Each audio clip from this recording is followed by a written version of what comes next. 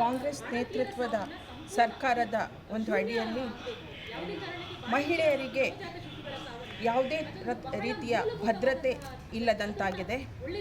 ಎಲ್ಲಿವರೆಗೆ ಅಂದರೆ ನಾವು ಮನೆಯಲ್ಲಿರುವ ತಾಯಂದಿರು ನಮ್ಮ ಮಕ್ಕಳು ಶಾಲೆಗೆ ಅಥವಾ ಕಾಲೇಜಿಗೆ ಅಥವಾ ಕೆಲಸಕ್ಕೆ ಹೋಗಿ ಬರುವ ತನಕ ಅವರು ಮನೆಗೆ ಸುರಕ್ಷಿತವಾಗಿ ಬರಲಿ ಎಂದು ಮನೆಯಲ್ಲಿ ಪ್ರಾರ್ಥನೆ ಮಾಡಿಕೊಂಡು ಕುತ್ಕೊಳ್ಳುವ ಪರಿಸ್ಥಿತಿಯಲ್ಲಿ ನಾವೆಲ್ಲರೂ ಇದ್ದೇವೆ. ಇತ್ತೀಚೆಗೆ ಏನು ಬೆಳಗಾವಿ, ಅದು ಬಳ್ಳಾರಿ ಇರಲಿ, ಬೆಳಗಾವಿ ಇರಲಿ, ರಾಯಚೂರಲ್ಲಿ ಇರಲಿ, ಬಹಳಷ್ಟು ಉತ್ತರ ಕರ್ನಾಟಕದ ಭಾಗದಲ್ಲಿ ಬಾಣಂತಿಯರ ಮತ್ತು ನವಜಾತ ಶಿಶುಗಳ ಸರಣಿ ಸಾವುಗಳು ಆಗ್ತಾ ಇದೆ. ಇದಕ್ಕೆ ರಾಜ್ಯ ಸರ್ಕಾರ ಯಾವುದೇ ರೀತಿಯ ಕ್ರಮವನ್ನು ತೆಗೆದುಕೊಳ್ಳದಿರುವುದನ್ನು ನಾವು ಭಾರತೀಯ ಜನತಾ ಪಾರ್ಟಿಯ ಮಹಿಳಾ ಮೋರ್ಚಾ ತೀವ್ರವಾಗಿ ಖಂಡಿಸ್ತಾ ಇದ್ದೇವೆ. ಮೊನ್ನೆ ಡಿಸೆಂಬರ್ 16ರಂದು ನಮ್ಮ ರಾಜ್ಯ ಮಹಿಳಾ ಮೋರ್ಚಾದ ಅಧ್ಯಕ್ಷರಾದ ಕುಮಾರಿ ಸಿ ಮಂಜುಳಾ ಅವರ ನೇತೃತ್ವದಲ್ಲಿ ಒಂದು ಬೃಹತ್ ಪ್ರತಿಭಟನೆಯನ್ನು ನಾವು ಬೆಳಗಾವಿಯಲ್ಲಿ ಹಮ್ಮಿಕೊಂಡಿದ್ವಿ. ಆದರೂ ಕೂಡ ಸರ್ಕಾರ ಯಾವುದೇ ಥರದ ಕ್ರಮವನ್ನು ಕೈಗೊಳ್ಳುತ್ತಿಲ್ಲ. ನಾವು ಪ್ರಸ್ತುತ ನಿನ್ನೆಯಿಂದ ರಾಜ್ಯದ ಎಲ್ಲ 31 ರೆವೆನ್ಯೂ ಜಿಲ್ಲೆಗಳಲ್ಲಿ ಮಹಿಳಾ ಮೋರ್ಚಾದ ವತಿಯಿಂದ ಪ್ರತಿಭಟನೆಯನ್ನು ಪ್ರಾರಂಭ ಮಾಡಿದ್ದೇವೆ.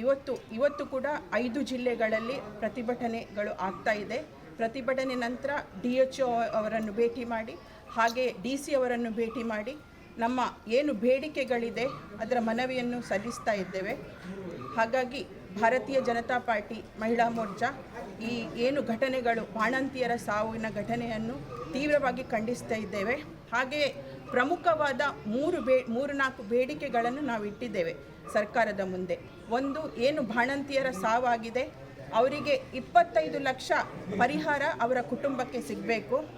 ಹಾಗೆ ಏನು ಮಕ್ಕಳು ಅನಾಥರಾಗಿದ್ದಾರೆ, ಅವರ ತಾಯಿ ಸತ್ತ ನಂತರ ಅವರಿಗೆ ಸಾಮಾಜಿಕವಾಗಿ, ಶೈಕ್ಷಣಿಕವಾಗಿ ಸರ್ಕಾರ ಆ ಮಕ್ಕಳನ್ನು ದತ್ತು ತಗೊಂಡು ಅವರಿಗೆ ಭದ್ರತೆ ನೀಡಬೇಕು.